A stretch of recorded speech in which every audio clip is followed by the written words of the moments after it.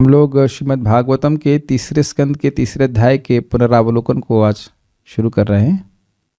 देखते हैं अगर हो जाएगा तो एक घंटे में। एक बहुत सुंदर बात भक्तों से मालूम चली। वो बता रहे थे कि देखिए श्रील प्रभुपाद जी जो भगवान के प्रतिनिधि हैं और भगवान श्री कृष्ण भी हम सभी से बहुत प्रेम करते हैं। क्यों? कि जैसे हम हैं वैसे ही वो हमें स्वीकार कर लेते हैं। Is it not? जिस भी अनर्थ से युक्त होकर के हम आते हैं तो ऐसा तो नहीं कहते हैं कि भगवान श्री कृष्ण प्रभुपाद जैसे नहीं कह रहे हैं कि या गुरु महाराज वैसे नहीं कह रहे कि अब अनर्थ नष्ट हो तब मेरे पास आना। लेकिन उनका एक प्रेम का और बहुत बड़ा पहलू है कि जैसे हम हैं वैसे हमको रहने नहीं देंगे। Brilliant statement. अपि चेत सुदुराचारो भजते माम अनन्य भाग साधुरेव समन्तव्य सम्यक व्यवस्थित हो। सा कोई सुदुराचार से भी युक्त ना क्यों ना हो, लेकिन अगर व्यक्ति भगवान की भक्ति कर रहा है, अनन्य भाव से भजन कर रहा है, तो भगवान उसको साधु ही मानते हैं। और क्षिप्रम भवति धर्मात्मा शाश्वत शांति निगच्छति कौन्तेय यह प्रतिजानी न मे भक्त प्रणश्यति। वह उसको धर्मात्मा बना ही देते हैं। बहुत जल्दी ही वह धर्मात्मा हो जाता है, तुरंत ही धर्मात्मा हो जाता है। जो भी अर्थ आप समझें। कितनी सुंदर बात है, कितनी सुंदर बात है। दूसरी एक बहुत सुंदर बात मैंने सीखी और एक शब्द सीखा नया, उसे कहते हैं विवेक्षा। विवेक्षा का मतलब होता है व्यक्ति कहना क्या चाहता है, किस आशय से कहना चाहता है। रोको मत जाने दो, रोको मत जाने दो। एक ही सेंटेंस है कि नहीं? रोको मत जाने दो, रोको मत जाने दो। तो किस आशय से वो व्यक्ति कह रहा है उसके हिसाब से आप ग्रहण करेंगे ना। This is brilliant. क्योंकि देखिए भगवान किस आशय से भगवद गीता बोल रहे हैं या सुखदेव गोस्वामी किस आशय से किस श्लोक को बोल रहे हैं, वह व्यक्ति समझ पाएगा जो भगवान का भक्त हो। आचार्यगण उस बात को, उस आशय को समझ पाते हैं, क्योंकि संस्कृत में तो शब्द के बहुत सारे अर्थ हो सकते हैं। तो आचार्यगण उसको समझते हैं और फिर उनके अनुरूप हम समझते हैं, तब हम समझ पाते हैं कि किस आशय से, विद व्हाट इंटेंशन उस श्लोक को बोला जाता है। अपने मन से नहीं समझ पाएगा। और इसीलिए आप लोग श्लोक देखे थे, 3 शब्द आए थे क्षण, उसके अलग अलग प्रकार से अर्थ लिए गए थे एक ही श्लोक के अंदर। दत्त के 2 अर्थ लिए गए थे एक श्लोक के अंदर। अब इसमें एक और बड़ी सुंदर बात है। जैसे आचार्यगण अपनी बढ़ी हुई भक्ति के कारण भागवत का आस्वादन करते हैं, तो उसी तरह से हमें समझना होगा कि जितनी हमारी भक्ति बढ़ी रहेगी उतना ही हमको समझ में आएगा श्रीमद् भागवतम, उतना ही हम जो कमेंट्री हमको समझ आएंगे। अब इसमें एक और बात आ जाती है, इसीलिए हमें नियमित रूप से जप करना चाहिए। कहीं जप कहाँ से आ गया इसमें? देखिए हमारी भक्ति कैसे बढ़ती है। भक्ति करने से तो आप जप चाहे कैसे भी करें, अच्छे से करेंगे तो बहुत अच्छी बात है, लेकिन जप कर रहा है तो वह अपने आप में भक्ति है। बोलना हरे कृष्ण बोल रहा है, तो अब उसकी जो भक्ति बढ़ रही है उससे वह और शुद्ध हो रहा है, तो उसको जो बातें भागवतम में हैं वो और अधिक समझ में आएंगी। आप देख रहे हैं कि इस प्रवचन में बहुत सारी बातें बोली जाती हैं, तो वह सारी बात हर व्यक्ति को नहीं समझ में आ सकती, आ ही नहीं सकती है। जैसे मान लीजिए इसी क्लास में छोटे बच्चे भी बैठे हों, वो भी इंसान ही हैं, लेकिन उनकी अभी क्षमता कम है, तो जो बात बोली जाएगी वह पूरी बात नहीं समझ पाएंगे। उनको यह तो समझ में आएगा कि बात हो रही है कुछ, लेकिन क्या बात हो रही है उसके आशय को नहीं समझ पाएंगे। बिल्कुल वैसे ही आध्यात्मिकता में भी जैसी हमारी चेतना होगी उतना व्यक्ति ग्रहण कर पाएगा। इसीलिए प्यूरिफिकेशन की बहुत ज़रूरत है। अब इसमें एक और बात फंस जाती है। अगर आप किसी को कृष्ण भावना के बारे में बता रहे हैं तो तुरंत हम उसको डीमन के रूप में नहीं लेबल लगा, इसको ये माथे पे लगा दे डीमन, अच्छा ये असुर है इसको हटाओ, फिर नेक्स्ट डे समझ नहीं आया इसको असुर लगा ना। भाई उसकी चेतना अशुद्ध है तो वो आपकी बात समझेगा नहीं। तो अब अगर उसको कथा नहीं समझ में आ रही तो खाना तो समझ में आ रहा है ना कि अच्छा है, तो खाना खिलाओ, प्रसाद खिलाओ। तो जब उसकी प्रसाद खा के कुछ चेतना शुद्ध होगी तब वो आपकी बात को समझ पाएगा। वेरी नाइस, बिकॉज उसके द्वारा हमारा एक एटीट्यूड चेंज हो जाता है लोगों के प्रति। हम लोग तुरंत उसको खारिज कर देते हैं, ना ये तो व्यक्ति स्वीकार करेगा ही नहीं भक्ति। तो ठीक है, उसको जब उसको समझ ही नहीं आ रहा तो कि बात आपको स्वीकार कैसे करेगा ये।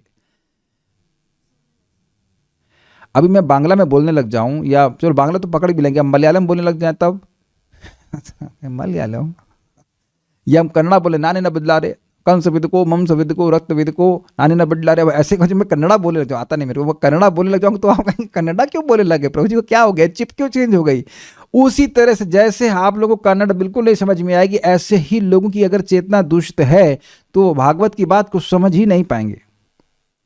इसीलिए प्रभुपाद जी कहते हैं in the beginning one chants Hare Krishna and then he makes further advancement by hearing Shrimad Bhagavatam.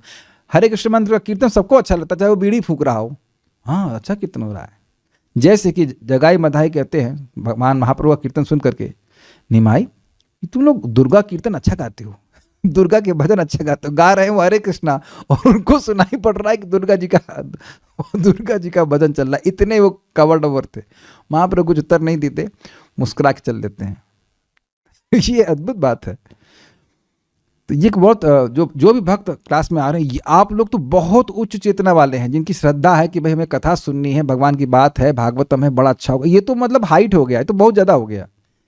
पुण्यर बिना तो श्रवण इच्छा ना उत्पद्यते अर्थ। लेकिन अब जो नहीं भी समझ पा रहा है उसको भी इस योग्यता में लाया जा सकता है भगवान के संकीर्तन के द्वारा, नाम जप के द्वारा, इत्यादि इत्यादि।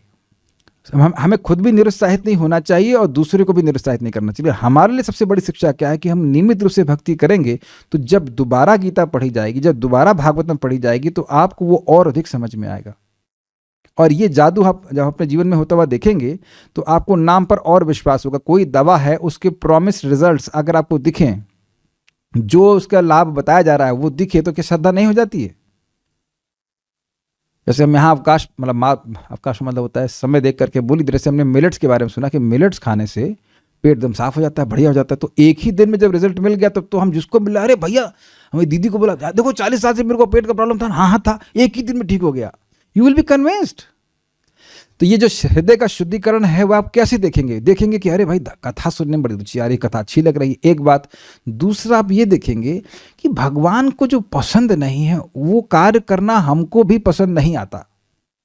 इसे कहते हैं हृदय की धारा का परिवर्तन। और इसको चेंज करने का दो सबसे प्रबल साधन है श्रीमद् भागवतम को सुनना, उसके अर्थ का आस्वादन करना और भगवान के नाम जप करना, श्रवण कीर्तन। एक बात और हम कहेंगे, उसके बाद बढ़ाएंगे, देखते हैं कितना हो पाता है। बहुत अच्छी बात थी, जो मेरे मन में चल रहा था वही अब सीनियर भक्तों से भी हम सुन लेते तो बड़ा अच्छा लगता है एक ही बात भगवान दोनों को बोले, देखो ये बात, उनको भी वही बात बोल रहे।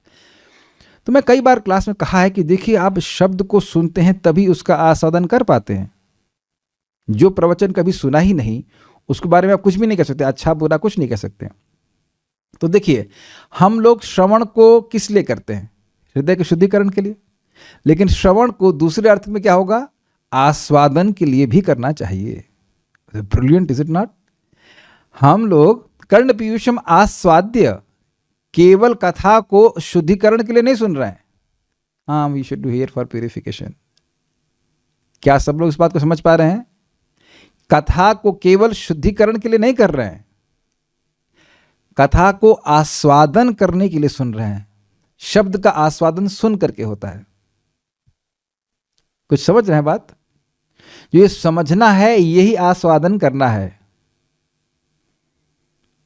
तो we have a group here, devotees are here, so let's try to understand. इसीलिए श्रीमद् भागवतम को केवल श्रवण नहीं करना होता है, उसके अर्थ का आस्वादन करना होता है सुनने के द्वारा। अच्छा ये भी अर्थ, अच्छा ये भी अर्थ, अच्छा वो भी अर्थ, अच्छा ऐसे भी अर्थ है, यहाँ जा रहा है वहाँ जा रहा है, ये सब सुनना होता है। इसी के लिए अपना जीवन हमको लगाना चाहिए, एटलीस्ट कम से कम कुछ क्षण तो रोज लगाने चाहिए। Let's start. तो आपने सुना था प्रथम अध्याय, तीसरे स्कंद के प्रथम अध्याय में विदुर जी मिलते हैं उद्धव जी से। कहाँ मिलते हैं? ब्रज में मिलते हैं, वृंदावन में, यमुना जी के पास में।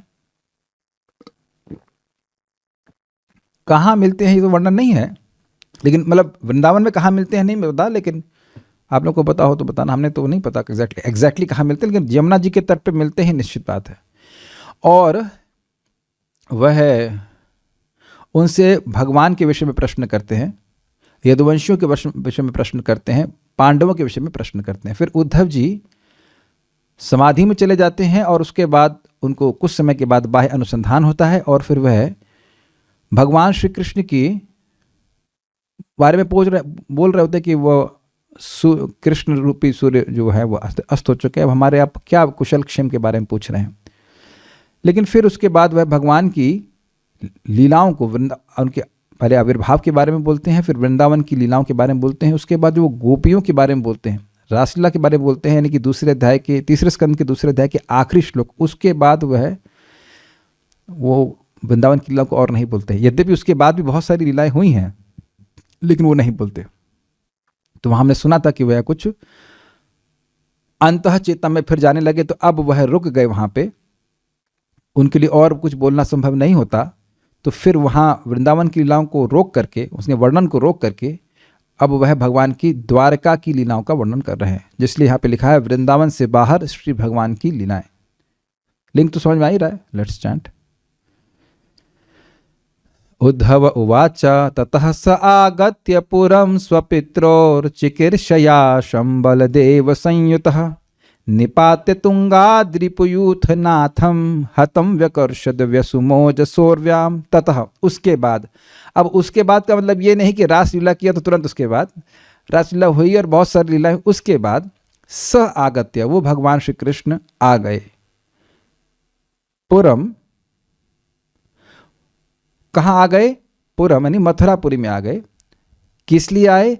स्व पित्रो चिकीर्षा, अपने पिता माता, पितृ शब्द वचन में माता पिता का को शम अर्थात सुख देने के लिए आए, है ना, ये अर्थ लिया है सुख।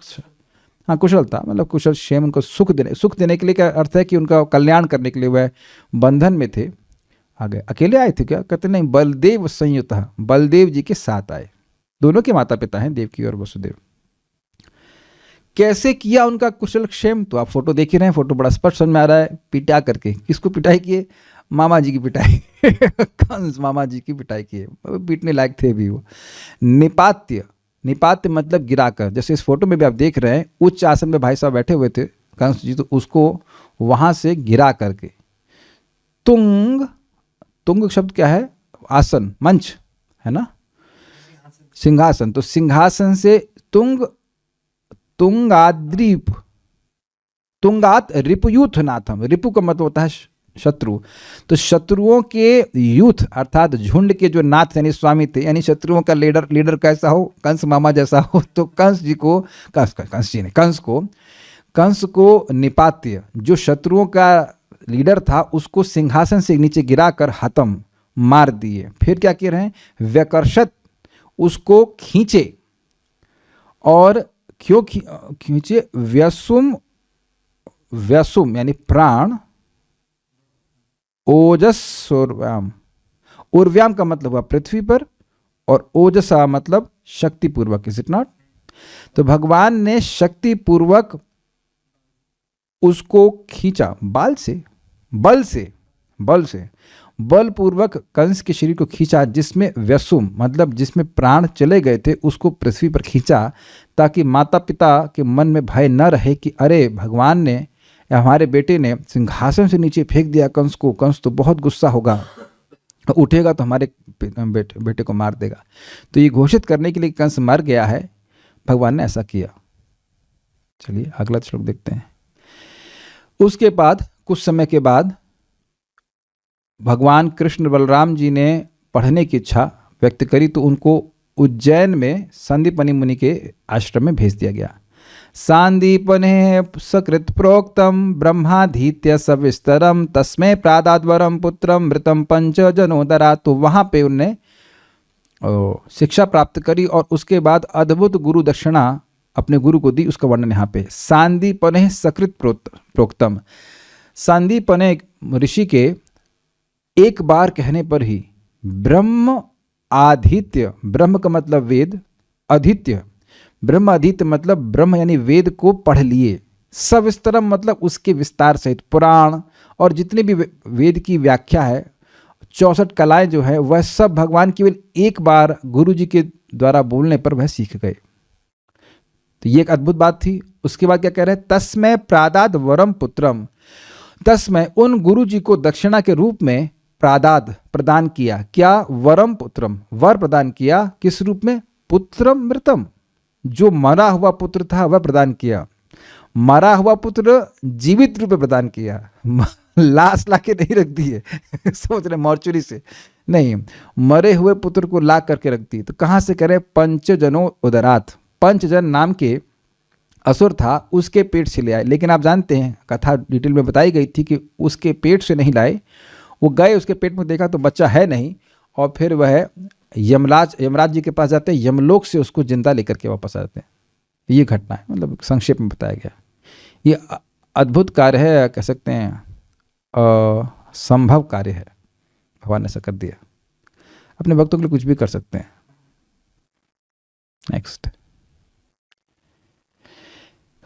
अब भाई पढ़ाई हो गई है और मतलब ये राजकुमार है तो शादी की इच्छा भी हो गई तो शादी करना तो बड़ा जरूरी है, इतना अच्छा लड़का है तो शादी ढूंढ तो शादी भी वह की है। शादी भी समान तरीके से नहीं किए हैं, पहली शादी में ही खूब झगड़ा हुआ है खूब मारपीट की है, तो उसके बाद शादी की है, तो उसी की बात कर रहे हैं। समाहुता भीष्मक कन्यया ये श्रियः सवर्णेन बुभूषयेषां गांधर्ववृत्त्या मिश्रितां स्वभागं जहरे पदं मूर्ध्नि दधत् सुपर्णः। समाहुता भीष्मक कन्यया ये जो लोग सम्यक रूप से आहूत हुए थे, इनवाइटेड थे, किसके द्वारा?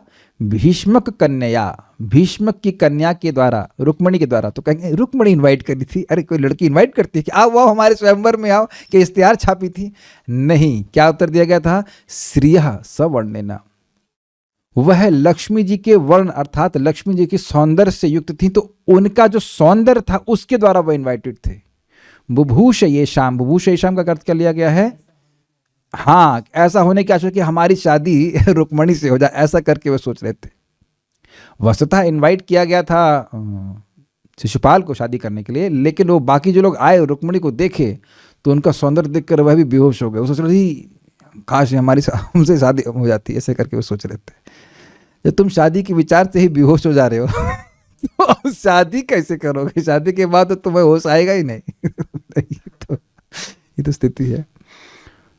अच्छा, तो ऐसी जगह में क्या हुआ? गांधर्व वृत्त्या, गंधर्व वृत्ति से, और गंधर्व वृत्ति का मतलब होता है राक्षस विधि से, दोनों था।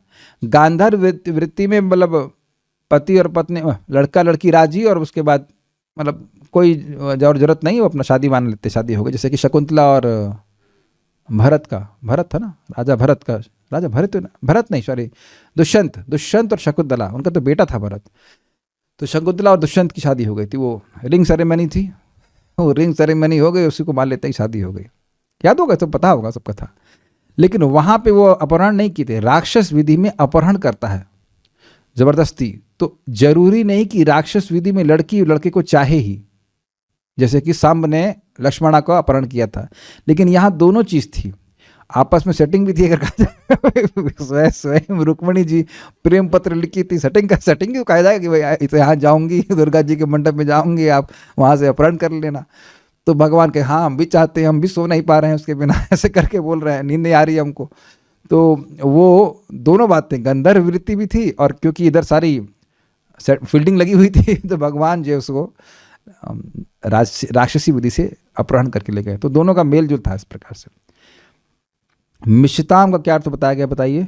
हाँ, ले गए स्वभागम, अपने भाग को गांधर्व वृत्ति से ले गए, अर्थात रुक्मणी को ले गए जहरे, अरे भाई शब्द सब अर्थ भूल गया क्या, तो वह ले गए।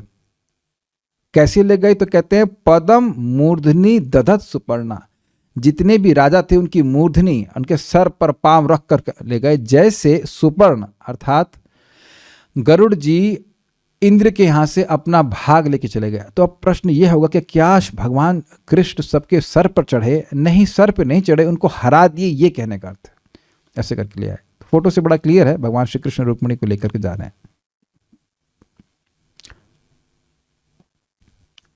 वैसे अगर स्वभाग है तो फिर किडनैप किया ये कैसे कह सकते हैं? अगर कोई वस्तु आपकी है तो उसको लेके जा रहे हैं तो उसको अच्छा माना जाएगा ना। आपकी वस्तु कोई दूसरे लोग कुछ गुंडे लेकर चले जाएं तो ये तो खराब माना जाएगा ना। भगवान स्वभाग बोल रहे हैं ना, उनका भाग है भाई, लक्ष्मी जी है ना, श्रिय स्वर्ण है ना।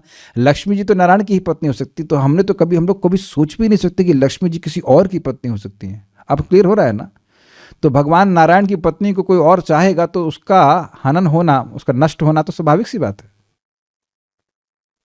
इस प्रकार से था। उसके बाद सत्या से शादी के बारे में बोल रहे हैं।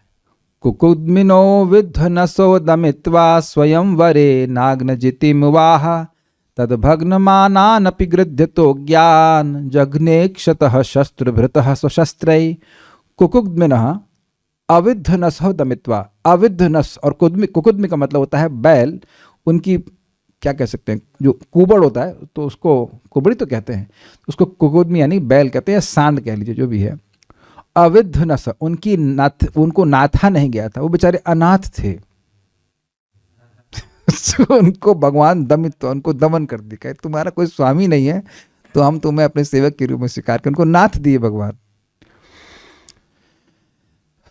वैसे बात सही है, क्योंकि जो नथा हुआ बैल है इसका मतलब है कि उसका कोई स्वामी है। Very important point. तो भगवान उनको दमन किए, और अद्भुत बात यह है कि जिन बैलों को नाथा नहीं गया उनको दमन किए, और एक नहीं थे, 7 थे। और वो 7, वो एक एक ऐसे था कि एक ही मतलब सांड या बैल जो भी कह लीजिए, जो भी रहा, वह राजकुमारों की हड्डी पसली तोड़ दिया करते थे। तो ये शर्त थी कि भाई 7 बैलों को अकेला ही कोई राजकुमार मतलब नाथ देगा, तब उस शादी की जाएगी सत्या की। तो भगवान अपने आप को 7 रूप में विस्तार करके 7 बैलों को बस कुछ क्षणों में ही दमन कर दिए। This is very interesting. कहाँ किए? स्वयंवरे नाग्नजितिम वहा। और इस प्रकार से नाग्नजिति अर्थात सत्या के स्वयंवर में वहां पे गए और वहां पे उवाह अर्थात विवाह उससे कर लिया। इस प्रकार से तद भग्न मानानपि, इस प्रकार से जब बैलों का दमन भगवान ने कर दिया तो उसके द्वारा जिनका मान भंग हो गया था, राजकुमारों का, जो नहीं कर पाए थे उन बैलों का दमन, वह गृधत्य अज्ञान, वे अज्ञान में गिद्ध दृष्टि डाल रहे थे। किसके ऊपर? सत्या के ऊपर। यद्यपि वे अयोग्य प्रमाणित हो गए थे, फिर भी वे गिद्ध दृष्टि डाल रहे थे। किसके भाग के ऊपर? भगवान कृष्ण की संपत्ति कह लीजिए, या जो भी उनका मतलब उनके लिए जो योग्य सत्या थी उनके ऊपर। इसलिए कह रहे हैं, क्या किए वो? जग्ने क्षतः शस्त्रवृतः स्वशस्त्रैः।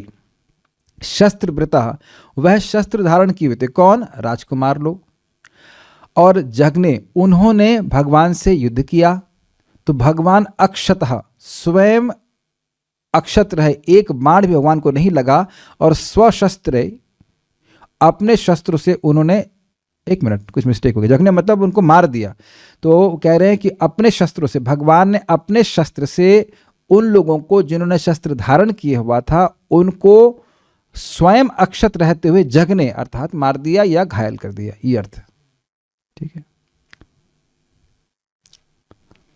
भगवान के श्लोक है, भगवान याद दिला देते हैं, श्लोक ये शब्द गलत बोल रहे हो और आप थोड़ा बता दिया करेंगे गलती हो रही तो I can just forget some meanings. हाँ, अब बड़ी सुंदर लीला का वर्णन हो रहा है। 2 शादियां तो हो गई, उसके उपलक्षण में अब ये शादी होगी, तो और शादी भी ऐसे ही मानिए, मतलब सारी शादी इस प्रकार से नहीं होती, कहीं कहीं शांति से भी शादी हो गई थी, लेकिन ऐसा हुआ शादी। अब कोई कहे कि अरे भाई शादी करके ला रहा है और पत्नी से प्रेम ही नहीं कर रहा है, तो पत्नी तो दुखी रहेंगी। अरे पत्नी से दुखी नहीं, कैसे पत्नी से दुखी रहेंगी? उनकी आसक्ति की लीला को दिखा रहा है, कैसे अपने पत्नियों से बहुत प्रेम करते थे। अरे तुम मेरी बहुत प्रिय पत्नी हो, तुम्हारे लिए हम पारिजात भी लेके आ जाएंगे। अरे आप खाली बोलते हैं, लाते नहीं हैं। तो सत्यभामा के लिए पारिजात भी का पूरा वृक्ष लेके आ गए, यह वर्णन यहाँ पे है।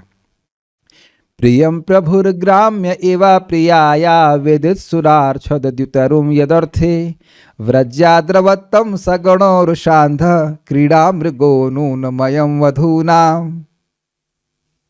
इस जगत में देखा जाता है कि कोई प्रेम विवाह होता है तो प्रेमी लड़का बोलता है इम्प्रेस करने के लिए, मैं तुम्हारे बिना जी नहीं सकता, लेकिन शादी के बाद बोलता है मैं तुम्हारे साथ जी नहीं सकता। तो ऐसा नहीं है कि भगवान अब शादी करके लिया रख दिए, मर जाके तू, ऐसा नहीं है। पत्नी स्वीकार करने का मतलब है पत्नी का ध्यान रखना चाहिए। And ladies like love and attention. आप लोगों को ये बोलने की जरूरत ही नहीं है कि मैं सही बोल रहा हूँ कि गलत बोल रहा हूँ, ठीक है कि नहीं? They like love, everybody like affection, but they like attention. तो भगवान सत्यभामा को बोलते थे, रुक्मणी को एक पारिजात का पुष्प दे दी तो कहे अच्छा बस उसी से प्रेम करते हैं, हमसे कोई प्रेम नहीं करते, सारी खबर हमको आ रही है। तो कहे नहीं नहीं, मैं तुमसे बहुत प्रेम करता हूँ, तुमसे बहुत प्रेम करता हूँ। हाँ, तो तुम्हारे लिए फूल, फूल क्या, हम तुम्हारे लिए पूरा पूरा पेड़ हिला करके देंगे। तो इसी आशय से जब इंद्र ने कंप्लेन करी थी भगवान को कि माता अदिति, देव माता अदिति के कुंडल को नरकासुर लेके चला गया था, तो भगवान फिर उसको मारने के लिए सत्यभामा को साथ लेके गए कि भाई ये लेके जाएंगे और उनको स्वर्ग में वापस करने जाएंगे कुंडल, तो वहाँ से परिजात भी होते हुए ले आएंगे। सब्जी मार्केट जाते हैं तो आलू ला रहे हैं तो थोड़ा टमाटर भी ले आएंगे, उस तरह से पारिजात वृक्ष को उखाड़ के लाने की प्लानिंग थी भगवान की। तो उसी कह रहे प्रियम, श्लोक बोल दिया मैंने, हाँ बोल दिया। प्रियम, प्रिय को प्रभु, यद्यपि भगवान पूर्णतः स्वतंत्र हैं, ग्राम्य इव प्रियाया, अपनी प्रिया, प्रिया का मतलब होता है पत्नी, अपनी पत्नी का एक ग्राम्य इव, एक आसक्त व्यक्ति की तरह, एक भौतिक रूप से आसक्त व्यक्ति की तरह प्रिय, प्रियम विधत्सु, प्रियाया प्रियम विधत्सु, अपनी प्रिया का प्रिय को करने के इच्छा से, सुर आर्छद, विधत्सु आर्छद, आर्छद मतलब ले आए, क्या ले आए, गोभी का फूल नहीं, द्युतरुम यद अर्थे, द्युतरुम, द्युतरुम मतलब, द्यु मतलब होता है द्युलोक अर्थात देवताओं का लोक, देवताओं के लोक में जो तरु अर्थात पारिजात वृक्ष था उसको ले आए। तो कौन सी बड़ी बात है, कह रहे नहीं बहुत बड़ी बात है, कह रहे यदर्थे, उस पारिजात के लिए व्रज्या आद्रवत्तम, व्रज के द्वारा, वज्र के द्वारा नहीं, वज्री के द्वारा नहीं, इंद्र के द्वारा जो वज्र को धारण करते हैं उसके द्वारा आक्रमण हुआ, आद्रवत्तम, आकर के भगवान पे वो आक्रमण कर दिए। पारिजात जो है वह स्वर्ग में भी बहु दुर्लभ है, इसीलिए तो वह आक्रमण कर दिए। वहां से एक ढेला सोना ले आते तो कुछ फर्क नहीं पड़ता, लेकिन पारिजात इतना अद्भुत है कि वहां पे देवताओं के लिए भी दुर्लभ है। वो समुद्र के मंथन से, क्षीर सागर के मंथन से उत्पन्न हुआ है। तो अकेले युद्ध किया नहीं, कहते नहीं, सगढ़ा, अकेले नहीं, वज्रा मतलब वज्र हाथ में लेकर, यानी कि जो उनका अल्टीमेट वेपन था वह भी भगवान पे चला दिए, और सारे देवता भी अपना सब अस्त्र चला दिए। इतना बड़ा झगड़ा भगवान मोल लिए अपनी पत्नी की एक इच्छा को पूर्ण करने के लिए कि उसको पारिजात वृक्ष चाहिए था। तो कोई कहेगा अरे उनका दिमाग खराब था देवताओं का। अभी तो गए कंप्लेन करने के लिए भगवान कृष्ण से, कुछ समय की बात है, इंद्र स्वयं करने के लिए गए और उसके बाद झगड़ा कर लिए। तो कहते हैं हाँ रुषांध, क्योंकि वे क्रोध के कारण अंधे हो गए थे। आई क्रोध के कारण अकल नहीं आई, कहते नहीं, क्रीड़ा मृग नूनम अयम वधूनाम, यह इंद्र, अयम यह इंद्र, वधूनाम शची आदि अपनी पत्नियों के क्रीड़ा मृग जैसे हो गए। क्रीड़ा मृग मतलब जैसे कीड़ा का वानर होता है, वानर को बोलता अच्छा ये बताओ कि अगर सास अपनी बहू से झगड़ा करती तो कैसी करती है। तो आप देखे होंगे कि वो बंदर नाटक करके दिखाता है, उसको शर्म नहीं आ रही है कि मार्केट में सब लोग देख रहे हैं उसको, है कि नहीं, वो नाचता है। अच्छा उछल के दिखाओ तो उछल के दिखाता है। तो ऐसा हो गया इस प्रकार के। लेकिन एक और अर्थ दिया गया था, कह रहे हैं कि वह क्रोध में आकर के उन पे आक्रमण किया, भगवान पे आक्रमण किया। कैसे आक्रमण किया, यह निंदा करते हुए कि अयम, यह कृष्ण अपनी पत्नी का क्रीड़ा मृग हो गया, वानर के समान हो गया, ऐसा करके बोल रहे हैं कि देव सोच नहीं रहा है कि देवताओं से पंगा ले रहा है, देवताओं से युद्ध कर रहा है। तो इस प्रकार से वह बोलते हुए, तो दोनों अर्थ आप ग्रहण कर लीजिएगा। तो इस प्रकार से भगवान ने अपनी पत्नी का प्रिय करने के लिए इतना बड़ा पराक्रम भी किया। नेक्स्ट एक बात हम यहां बोलना चाहते हैं, बहुत सुंदर बात हमको सुनने को मिली। देखिए इस भागवत को, इस भगवान को, नाम को, उसको ब्रह्म, शब्द ब्रह्म कहा जाता है। ब्रह्म का मतलब जो नित्य वर्धमान है, जो नित्य वर्धमान है। तो अब इसका मतलब क्या है, श्रीमद् भागवतम के शब्द, भगवद गीता के शब्द, भगवान का नाम, ये रसमय है और इसका रस बढ़ता जाता है और रस हमारे हृदय में भी बढ़ाता जाता है। ऐसा नहीं कि आप इनको सुन लिए हैं और आप दोबारा सुन रहे हैं तो वह शुष्क हो गया है। It is not like that. तो जितना आप उस पर विचार करेंगे, जितना आप उसको पढ़ेंगे, उतना और शुद्ध होंगे, उतना और रस को आस्वादन करने की क्षमता हमारे चित्त में आएगी। मुझे लगता नहीं कि आज एक दिन में होगा, देखते हैं कल भी करेंगे, लेकिन जितना हो जाए, हम जल्दी जल्दी नहीं करना चाहते। मैंने सुना है कि जूस को आराम आराम से पीना चाहिए। हाँ वो आराम से डाइजेस्ट कर पाते, नहीं तो वो मजा नहीं आता। तो अगला जूस पीते हैं। अच्छा इसके बाद वो कह रहे हैं कि भगवान के पराक्रम को सूचित कर रहे हैं कि किस प्रकार से भगवान ने नरकासुर का वध किया है। आप देख रहे होंगे इस फोटो में कैसे भगवान सत्यभामा के संग गरुड़ पे बैठे हुए हैं और उन्हें चक्र चलाया, दिख रहा है बैकग्राउंड में, और एक असुर की गर्दन कट गई। कभी कभी लोग को एक्शन मूवी देखने का मतलब रुचि होती है, तो उसका एक सीन है, देख ही रहे ना कितने लोग मारे गए हैं, सब कुछ है। और ये असली घटना है, किसी की उपज नहीं मन की। सुतं मृधेखं वपुषाग्रसन्तं दृष्ट्वा सुनाभोन्मथितं धरित्र्या आमन्त्रितस्तत्तनयाय शेषं दत्त्वा तदन्तःपुरमाविवेशः। सुतम, अपने ही बेटे को, नरकासुर भगवान का ही बेटा था, मृधे युद्ध में, खम वपुषाग्रसंतम, वपु मतलब शरीर, अपने शरीर से खम अर्थात आकाश को ग्रसता हुआ देखकर, मतलब इतना उसका विशाल शरीर था, ऐसा लग रहा था कि मानो वह आकाश को ही खा जा रहा हो। दृष्टवा, ऐसा देखकर, सुनाभोन्मथितम, सुनाभ मतलब सुंदर नाभि वाले भगवान कृष्ण, या जो अच्छी नाभि वाला चक्र है, भगवान ने चक्र से उसको मारा तो उन्मतितम, उसको मार दिया। तो धरित्र्या, पृथ्वी ने देखा कि उनका बेटा, जो कि भगवान का बेटा है लेकिन आप उनका बेटा कह लीजिए, बट पृथ्वी ने देखा कि उनका बेटा जो आकाश को अपने शरीर से खा रहा था, अपने विशालकाय शरीर से, उन्होंने देखा कि वह चक्र के द्वारा उन्मतितम मार दिया गया है। तो आमंत्रितः, उन्होंने भगवान से प्रार्थना करी, आमंत्रितः तत्तनयाय, उस नरकासुर के बेटे को, शेषम दत्वा, कुछ धन भगवान ने नरकासुर के राज्य से ले लिया, और जो बच गया था धन वह उसको, उसके बेटे भगदत्त को देकर, तद अंतःपुरम, उस महल के अंतःपुर में आविवेशा, वह प्रवेश किए।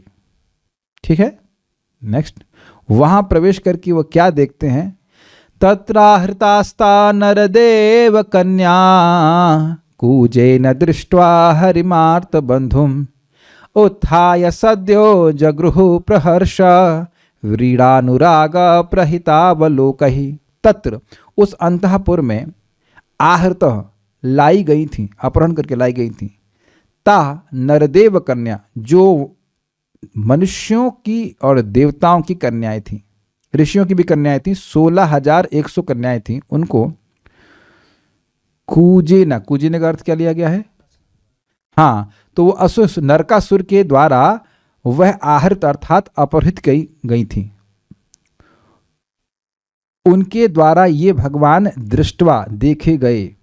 कैसे भगवान, हरि आर्त बंधुम, वह हरि हैं जो कि आर्त यानी दुखियों के बंधु हैं। ये सब दुखी थीं और भगवान को अपने दुख हर्ता के रूप में वे देख रही थी।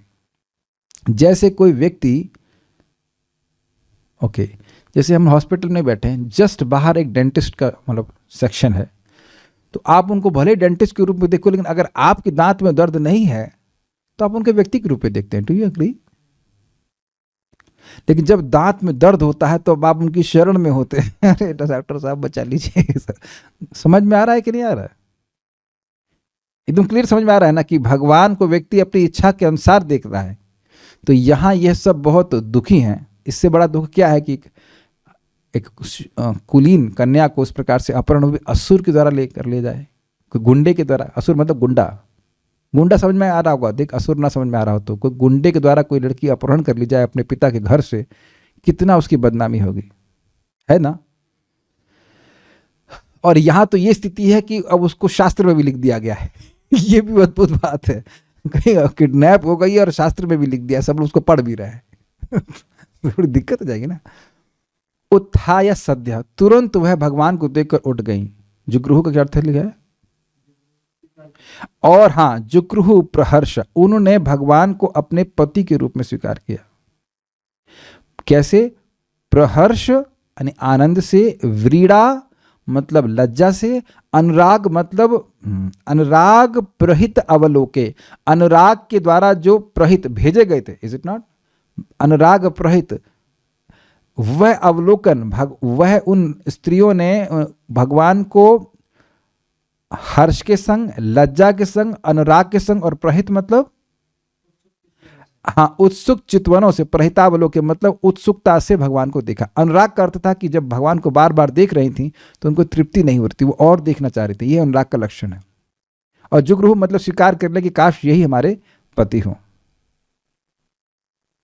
अच्छा, ये एक बड़ी सुंदर बात है, जब आप रोज या जब भी आप हो सके तो रोज या जब भी भगवान को दर्शन करने जाते हैं, स्पेशली मंगल आरती की बात करें, तो क्या हम लोग इस लालसा से भगवान से को नहीं देख सकते कि हम इनके सेवक बने? Is it difficult? बहुत बड़ी शिक्षा मिल रही कि नहीं? इन लोगों ने स्वीकार किया मन में, तो भगवान ने वाकई स्वीकार कर लिया इनको। संकल्प की कमी तो हमारी तरफ से, भगवान की तरफ से तो नहीं है। भाई बाकी संबंध हम ना समझ पा रहे हो, इतना तो समझ ही रहे हैं कि भगवान हमारे स्वामी हैं। Is it not? भागवतम बहुत बड़ी शिक्षा दे रही है। तो उन्हें पति के रूप में स्वीकार कर लिया, तो भगवान भी, अरे भगवान सोचने लगे यार ये तो बड़ी दिक्कत हो गई, इससे तो अच्छा होता यार नहीं आते। अब ये 8 ही मैनेज करने में दिक्कत हो रहा है, ये 16,100 आ जाएंगी तब तो बहुत झगड़ा करेंगी। भगवान को कोई दिक्कत नहीं हुई। ओके, तो इसलिए कह रहे हैं एक ही समूह, एक उन्होंने, अब जो हमने कंक्लूजन समझा था इसमें ये कि भगवान ने उन सबको बंधन से मुक्त किया, सबको द्वारका भेज दिया, और द्वारका में जाकर 16,100 महल बनवाए। कन्या तो बाद में, महल बनाए गए, और उस महल में उनको एडजस्ट नहीं, मतलब उनको रहने के लिए दिया गया। एक बार बाली में प्रवचन कर रहा था, तो माता जी लोग थे, हमने कहा कि क्या आप लोगों के पतियों ने, मतलब जो रेस्पेक्टिव पति ने किसी को महल दिया है? तो एक माता जी बोली नॉट येट। अभी तक तो नहीं। उन्होंने कहा तो क्या इस जीवन में दे पाएगा बेचारा? 1 BHK 2 BHK बना ले, वही बहुत बड़ी बात है ना? तो वहाँ भगवान ने एक अद्भुत ऐश्वर्य का प्रकाशन किया। जैसे यहाँ पे फोटो आप देख सकते हैं, 16,000 तो नहीं दिखा सकते, लेकिन बहुत सारे महल दिखाए जा रहे हैं। तो उन महलों में वह, उन हर एक महल में भगवान हर लड़की से जिसे वो लेके आए थे उससे शादी किए। और क्या अद्भुत बात थी? अद्भुत बात थी कि सभी लोग सबकी शादी में गए। वसुदेव जी भी सबकी शादी में गए, और देवकी जी भी सबकी शादी में गई, और पांडव भी सबकी शादी में गए। This is quite interesting. उम्मीद है कि वो लड़कियां दूसरी शादी में तो नहीं, वो तो नहीं गई होंगी, उनकी शादी थी तो कैसे जाएंगी बेचारी। लेकिन उनको यह नहीं लगा कि अरे हमारे ससुर ही नहीं आए। अब बताओ, अच्छा एक चीज़ बताइए, जैसे कोई लड़की शादी होने वाली हो या हो रही हो, उसकी शादी हो रही और उसके सास ससुर ही ना आए, तब भाई इनके माता पिता आए कि नहीं आए मुझे नहीं पता, आए गए होंगे, आई हैव नो आइडिया कि क्या हुआ। लेकिन अब उनके सास ससुर ही ना आए तो उनको अजीब से लगा, भाई जिंदा भी हैं और आए नहीं, उसी शहर में रह रहे हैं, तो वो सोचेंगे ना ये क्या, या कोई संबंधी नहीं आए। और एक और बात है, 16,100 पंडित लाना भी दिक्कत हो जाएगी। पंडित जी कहेंगे हम कहाँ कहाँ जाएं? तो पंडितों ने कहा कि एक ही मुहूर्त है, इसीलिए इसमें शादी करना सबसे अच्छा होगा। तो भगवान के कोई बात नहीं, एक ही मुहूर्त में वहां सबसे शादी कर ली।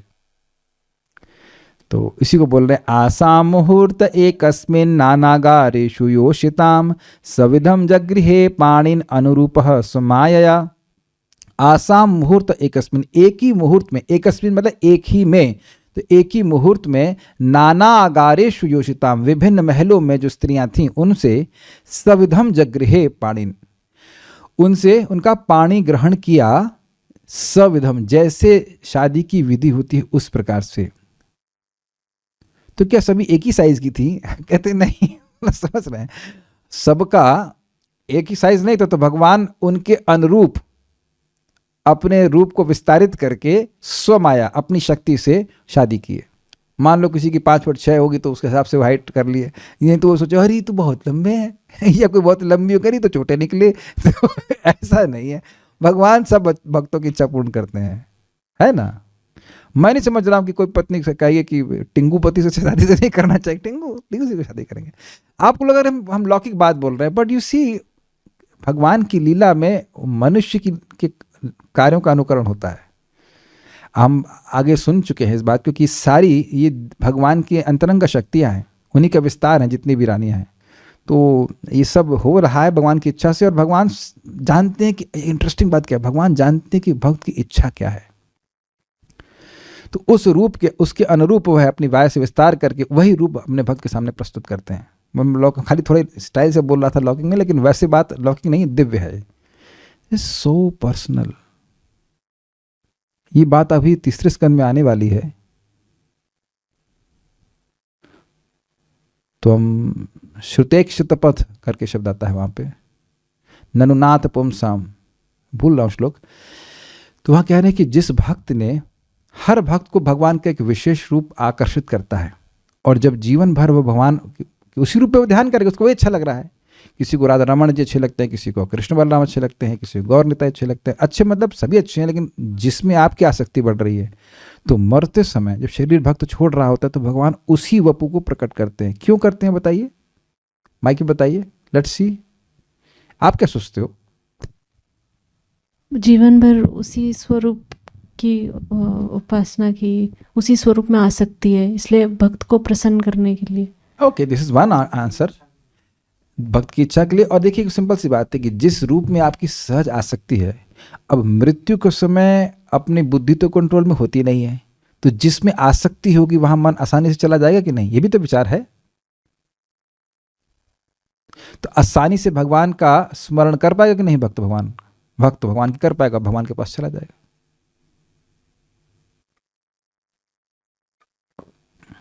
ये बहुत अच्छा होता है कि भगवान के विग्रह में इस प्रकार की आसक्ति को बनाना। ठीक है, आगे देखते हैं। और व्हाट अबाउट किड्स? भाई कुछ बच्चे हुए कि नहीं हुए? शादी के बाद लोग बोलते हैं क्या कुछ बच्चे किए कि नहीं? एक 10 नहीं कहना चाहिए, 11, क्योंकि 10 लड़के और एक लड़की। किसी को पोलियो तो नहीं हुआ?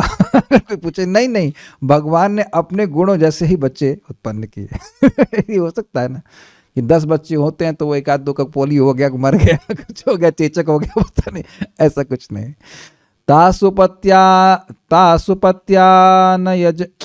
तास्वपत्यान जनयद आत्मतुल्यानि सर्वतः एकैकस्यां दश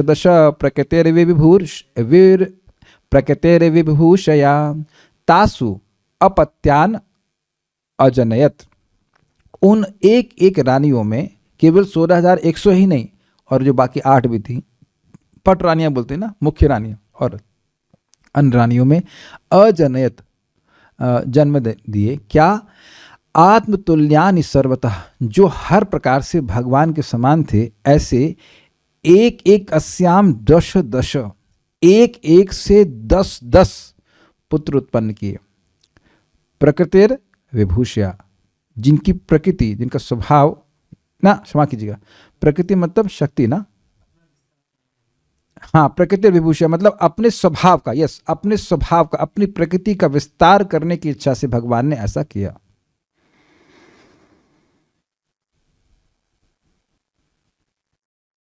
हम इस बात को बिल्कुल छोड़ दिए थे, आज यहां बात समझ में आ रही है। मान लीजिए कोई लड़की है और उसका पति बहुत समर्थ है, सामर्थ्य से युक्त है, बहुत तेजस्वी है, सब कुछ है, और बच्चा एकदम घटिया निकले, तो वो दुखी नहीं हो जाएगी? वो सोचेगी ना कि पति हमारे कितने महान और लड़के हमारे एकदम निठल्ले। ये होता हुआ देखा गया है कि नहीं? मैंने आपको बताया था वो आइंस्टीन वाली बात की, आइंस्टीन से कोई लड़की, खूबसूरत लड़की थी, लेकिन वो बुद्धू थी, बहुत खूबसूरत थी। तो कहा कि आपके द्वारा हम संतान चाहते हैं, अच्छा होगा कि उसकी बुद्धि आपके जैसी हो और शक्ल हमारे जैसी हो। आइंस्टीन बहुत सुंदर तो नहीं लगते थे, तो आइंस्टीन तो बुद्धिमान है, कहे अच्छा उल्टा हो गया तो कि वो शक्ल हमारी जैसी हो गई और अकल आपकी जैसी हो गई, तब तो ये भी तो संभावना है ना। देखिए, बच्चा चाहे शक्ल में बहुत अच्छा ना भी हो, लेकिन अकल में बिल्कुल अच्छा होना चाहिए। शक्ल तो चलेगा, लेकिन अगर बेवकूफ लोग हो जाए, पैदा हो जाए बच्चा, तो बहुत खिन्नता होगी, है कि नहीं? उसे पीटते रहो, ट्यूशन पढ़ाते रहो, फिर भी फेल होता रहेगा, है कि नहीं? This is very embarrassing. ये कहा जाता है कि नहीं कहा, अरे तुम्हारे पिताजी इतने बढ़िया और तुम कहाँ यार, कैसे पैदा हो गए, इन्हीं के लड़के हो क्या? ऐसा भी बोल देते, तुम इन्हीं के लड़के हो। तो अब उससे कितना, माँ को कितना दुख लगेगा ना। तो यहां 10 टाइम्स सेटिस्फाई किया भगवान ने, 10 टाइम्स। एक लड़का नहीं, दो नहीं, तीन नहीं, सारे 10 के 10 लड़के भगवान के जैसे गुणों से युक्त थे। भगवान के बराबर तो कोई नहीं हो सकता, लेकिन भगवान के जैसे, ऑलमोस्ट जैसे गुण। अब बताइए कि वो लड़की जो भगवान से शादी की, उसका भाग्य कितना बड़ा, पति इतना महान और बेटा इतना अच्छा। अब सॉरी, बेटे इतने अच्छे। इसको आप तीसरे स्कंद में आगे देखेंगे कि कर्दम ऋषि से शादी करी कौन, देवहूति। तो पति इतने समर्थ कि ऐसा भोग प्रस्तुत किए, ऐसे महल आदि प्रस्तुत किए जो देवताओं के लिए भी दुर्लभ। और बाद में बेटे कौन हुए, स्वयं भगवान कपिल देव। अब इससे अधिक एक स्त्री को क्या चाहिए। हाँ, लिपस्टिक, नहीं नहीं नहीं नहीं नहीं नहीं, this is very glorious, this is very glorious. एक हमने एक बार पूछा था, संतान उत्पन्न करके क्या हो जाता था, एक भक्त माता जी ने बोला था, नहीं नहीं हो जाता है, क्योंकि उनके बेटे भक्त हैं। तो बेटा अगर भक्त है तो बहुत बढ़िया बात है। पति, देखिए, अगर एक लड़की के लिए सबसे बड़ा भाग्य है कि पति भक्त हो जाए। There is nothing more than this. Temple president devotee है अगर कहें तो, आपका घर टेम्पल और प्रेसिडेंट डिवोटी, अच्छा डिवोटी, उससे कुछ अधिक हो ही नहीं सकता है। और यहाँ तो सीधे पति भगवान ही है। और उसके बाद लड़का अगर भक्त बन जाए फिर तो सैंडविच हो गया। This is amazing, is it not? She is super happy. हमारे पति चले भी, जैसे कर्दम मुनि चले गए तो भगवान उनको देख रहे हैं, भगवान उनके पुत्र के रूप में। This is amazing. हर दोनों तरह से सहारा होता है ना, तो दोनों ही लोग भक्त हो जाए तो कितनी अच्छी बात है। तो यहाँ पे भगवान ने पूरी तरह संतुष्ट किया, पति के रूप में भी और पुत्रों के द्वारा भी। ठीक है। और सोचिए कि जो बच्चा कृष्ण जैसा लग रहा होगा, ओए होए कितना प्यारा लगता होगा। या बहुत अच्छे बच्चे नहीं भी होते हैं फिर भी वो प्यारे प्यारे लगते हैं। और जो बच्चा कृष्ण से तो है ही, लेकिन जो बच्चा कृष्ण जैसे लगे, छोटू, like really Krishna, how cute, कितना प्यारा लगेगा वो बच्चा। इसीलिए सांब मतलब जो अपनी माँ के बड़े फेवरेट थे, जाम्बवती के बहुत फेवरेट थे। यू कैन नॉट इमेजिन कितने सुंदर लगेंगे। केवल सुंदर नहीं, सुंदर, पराक्रमी इत्यादि। Is it not?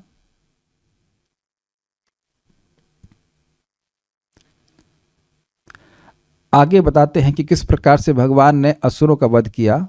कालमागध शाल्वादीन अनीकैरुंदतः पुरम अजीघनत स्वयं दिव्यम सपुंसाम तेज आदशत। वैसे कोई बात, एक लिंक आ रहा है इस पे, कोई कहे भैया ये गृहस्थी चलाते रहे, जिसलिए आए थे कुछ काम भी किए, परित्राणाय साधूनाम विनाशाय तो दुष्कृताम। तो दुष्कृतों का कुछ नाश किए या यही घर गृहस्थी में उलझे रहे, बच्चे 10 बच्चे हो गए, इतनी सारी पत्नियां हो गई, तो लग रहा है अब उसी में उलझे रहे। तो कितने ने काम किए अपना। वो कैसे किए? काल मतलब काल यवन, मागध मतलब जरासंध, शाल्व भी एक राजा था, उसको भगवान ने ही मारा था। आदि मतलब अवश्य अन्य राजा थे। अनीक है रुंदतः पुरम, अनीक है रुंदतः पुरम, इन्होंने अनीक अपनी सेनाओं के द्वारा पुरम अर्थात मथुरा को, रुंदतः अर्थात घेर लिया था। तो ऐसा प्रतीत हो रहा है कि शाल्व भी उसमें साथ में था पार्टी में। तो काल यवन और जरासंध ने दोनों ने एक साथ ही अटैक कर दिया था। अजीगनत, उनको मार दिया। हाँ, ये तो अर्थ है ना, अजीगनत स्वयं, कैसे मारा? स्वयं दिव्यम स्वपुंसाम तेजमादशत, तेज आदशत, स्वयं के दिव्य तेज को स्वपुंसाम, अपने लोगों में आदशत रख करके, प्रकट करके। यानी भगवान ने इनको स्वयं नहीं मारा, शाल्व को तो भगवान स्वयं मारे थे, लेकिन काल यवन को मुचकुंद महाराज से मरवा दिया और मागध अर्थात जरासंध को भीम से मरवा दिया। वे उनके लोग थे और उनमें अपने तेज को प्रकट कराकर भगवान ने ऐसे कर दिया। कुछ लोगों को स्वयं भी मारे। और यहां पे भी वर्णन आ रहा है कि उसमें से कुछ लोगों को भगवान स्वयं मार दिए और कुछ को भगवान ने अन्यों के द्वारा मरवा दिया। शंबरम द्विविधम बाणम मुरम बल बलमेव च अन्याश्च दंतवक्रादीन अवधीत कांश्च घातयत। शंबरम, शंबर सुर को प्रद्युम्न के द्वारा मरवा दिए। द्विविधम यानी कि द्विविध वाला जो वानर था, गोरिल्ला, उसको बलराम जी से मरवा दिए। बाणासुर को स्वयं मारे नहीं, लेकिन उसके 996 हाथ काट करके उसको चतुर्भुज वैकुंठ का स्वरूप दे दिए। भगवान छल करने में बहुत तेज है, लग रहा है कि मार रहे हैं और लेकिन दे रहे हैं अमृत स्वरूप। मुरम को भगवान स्वयं मारे थे। जब वो नरकासुर का एक चेला था, 5 मुख थे, भगवान 5 काट दिए। बलवलम एवच, और बलवल को भगवान बलराम के द्वारा मरवा दिए। अन्यांश और अन्य जो थे दंतवक्र आदि जो लोग थे, दंतवक्र विदुरथ आदि, जैसे इस फोटो में दंतवक्र को मार रहे हैं जिसके पीछे बैकग्राउंड में है, तो दंतवक्र को भगवान स्वयं मार दिए थे, और आदि मतलब विदुरथ आदि को भगवान मार दिए थे। अवधीत कांश्च घात्यत, कुछ को तो भगवान ने अवधीत अर्थात मार डाला, और घात्यत अर्थात कुछ लोगों को मरवा दिया, सुपारी उठवा के मरवा मार देना उसको सुपारी नहीं, just Krishna got killed, dedicate कर, ठीक है उस मच्छर को आप मार दीजिए ऐसे करके। अब वह कुरुओं के नाश के बारे में बोल रहे हैं। अथ ते भ्रातृपुत्राणाम पक्षयो पतिता नृपान चचाल भू कुरुक्षेत्रम ये शाम पतताम बलई। तो जो बात कही गई थी अघातयत कि कुछ अन्यों के द्वारा मरवा दे, उसी बात का विस्तार अब यहाँ पर कर रहे हैं कि भगवान कुरुक्षेत्र में युद्ध नहीं किए थे स्वयं, उन्होंने पांडवों के द्वारा मरवा दिया। तो कह रहे अथ उसके बाद ते मतलब आपके विदुर जी, आपके भ्रातृपुत्राणाम, आपके भाई धृतराष्ट्र और पांडु के पुत्रों, यानी कि कौरवों और पांडवों के पक्ष में पतितान नृपान, जो राजा आए हुए थे, पतित मतलब आए हुए थे, हाँ ठीक है, सही कह रहे हैं, वो उसके बाद आपके भाई के पुत्रों के पक्ष में जो राजा आए हुए थे उनको मरवा दिए, ये अर्थ ना। चचाल भू कुरुक्षेत्रम, तो मरवा दी कौन सी बड़ी बात है, तो कह रहे हैं कि भू कुरुक्षेत्रम, कुरुक्षेत्र की जो भूमि थी वह चचाल, वह कंपायमान हो गई थी। कैसे? ये शम आपतताम बलय, जिनके सैन्य बल के चलने से कुरुक्षेत्र की भूमि कंपायमान हो रही थी, ऐसे लोगों को भगवान मरवा दिए, खुद नहीं मारे, मरवा दिए। इस पर भी कुरुक्षेत्र का युद्ध समाप्त हो गया था और दुर्योधन अब मरा पड़ा हुआ था, लेकिन फिर भी भगवान संतुष्ट नहीं हुए। सकर्ण दुशासन सौबलानाम कुमंत्र पाकेन हता श्रियायुषम सुयोधनम सानुचरम शयानम भग्नोरुमूर्व्याम नननंद पश्यन।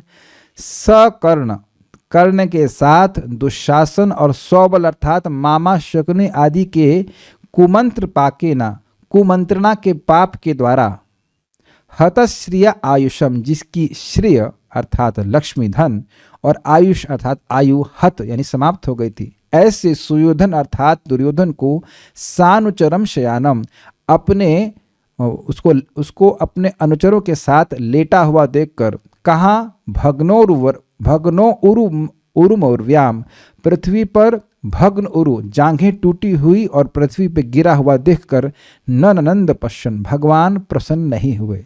तो क्यों प्रसन्न नहीं हुए प्रश्न होगा, तो अब वह आगे कारण बता रहे हैं।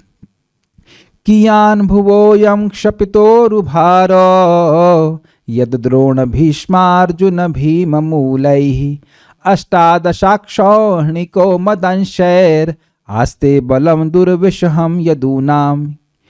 कियान भुवो अयम क्षपित उरुभारो, भुव पृथ्वी का, अयम यह, क्षपित कम हुआ है, कियान उरुभारो, ये कौन सा बहुत बड़ा भार पृथ्वी का कम हुआ है। यद द्रोण, किसके बारे में बात कर रहे हैं? कह रहे हैं यद द्रोण भीष्मार्जुन भीम मूलय, जिस भार को कम करने का कारण था द्रोण, भीष्म, अर्जुन और भीम, दोनों पक्ष को बोल दिया, ये लोग मुख्य लोग थे जो मारने वाले थे। तो द्रोण और भीष्म ने पांडवों की सेना का मुख्य रूप से संहार किया और अर्जुन और भीम ने कौरवों के पक्ष का संहार किया। तो इसके कारण से ये जो भार कम हुआ, ये कौन सा बहुत बड़ा भार है? कह रहे हैं अष्टादश अक्षौहिणिको, ये जो 18 अक्षौहिणी का भार है, ये कौन सा बहुत बड़ा भार कम हुआ? तो ऐसा क्यों हुआ? कह रहे हैं, तो कह रहे हैं मदंशैर आस्ते, मेरे जो अंश हैं वह अभी भी पृथ्वी पर विद्यमान हैं। बलम दुर्विषहम यदुनाम, जो दुर्विषह, जो दुस्सह यदुओं का बल अर्थात सैन्य बल है, यदु हैं, वह अभी भी, और वो मेरे अंश हैं, वह अभी भी पृथ्वी पर विद्यमान है। तो इसलिए भगवान प्रसन्न नहीं हुए, पृथ्वी का भार पूर्णतः अभी कम नहीं हुआ। तो भगवान सोच रहे थे कि भाई ये कैसे कम होगा, तो उस पे भगवान के विमर्शन को, मतलब विचार को यहाँ प्रस्तुत किया जा रहा है। मिथो यदेषां भविता विवादो मध्वात्मदाताम्रविलोचनानां नैषां वधोपाय इयान्तो अन्यो मय्युद्यतेऽन्तर्दधते स्वयं स्म। मिथो यद ऐशाम भवितो विवादो में, मिथा मतलब होता आपस में। जब इन लोगों का आपस में, यद ऐशाम जिन ये जो जब, यद मतलब जब ऐशाम इन यदुगणों का आपस में विवाद होगा, आपस में विवाद होगा। अरे ये तो सब कृष्ण, इन तो पढ़ चुके हैं nectar of devotion, Krishna should be in centre Krishna तो केंद्र में है, तो झगड़ा कैसे हो करेंगे लोग, झगड़ा नहीं करने वाले हैं। तो कहते हैं मधु आमद, मधु मतलब शराब से आमद हो जाएंगे। तो यहाँ पे बोला गया था मधु मतलब माधवी, अर्थात वो शराब बोरिंग शराब नहीं होगी, बहुत टेस्टी शराब होगी, तो खूब पी लेंगे, इसे कहेंगे खूब चढ़ा लेंगे समझते हैं, चढ़ा लेंगे, समझते हैं, सब समझते हैं आप तो ठीक है। तो आप नहीं सॉरी, वह लोग खूब चढ़ा लेंगे और शराब पी लेंगे, और इस कारण से आमद, मद से चूर हो जाएंगे, और इस कारण से आमद ताम्र ने ताम्र विलोचना नाम है ना, उनकी आंखें लाल लाल हो जाएंगी गुस्से से, झगड़ा करेंगे आपस में, विवाद तो होगा। विवाद तो बहुत जगह होते हैं, लेकिन इसका मतलब ये तो ना कि तलवार ही निकाल लेंगे सब लोग, लेकिन वह इस मद से चूर होकर के, अहंकार से चूर होकर के, और फिर वह लड़ेंगे आपस में, और आंखें उनकी लाल लाल हो जाएंगी। तो तब इस प्रकार से उनका आपस में वध हो पाएगा। तो कोई कहे कि अरे अपने ही परिवारजनों को इस प्रकार से मतलब उनका नाश करवाना, कि भाई वह आपस में लड़कर, वो भी शराब के नशे में लड़ करके मर गए, काट दिए एक दूसरे को, इससे तो बहुत मतलब अन्याय होगा। अपने ही भक्त जो आपके लिए इस प्रकार समर्पित हैं, उनका नाश इस प्रकार से आप करवा रहे हो, तो बड़ी गलत बात है।